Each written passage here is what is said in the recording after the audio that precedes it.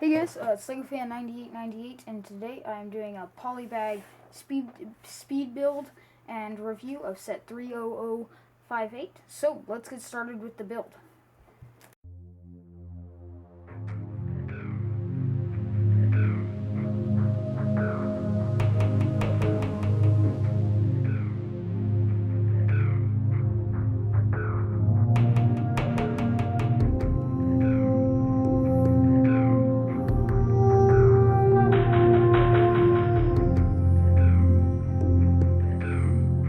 So yeah, that's it for the build. It just took me like a minute, real quick.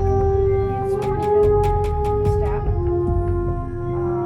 You've all seen these before, probably in other sets. He actually doesn't really stand on it; just barely sits on it, as you see, like just barely touches that. But it's a good build for the price. Good. You can pick up like multiple of these for a Droid army builder.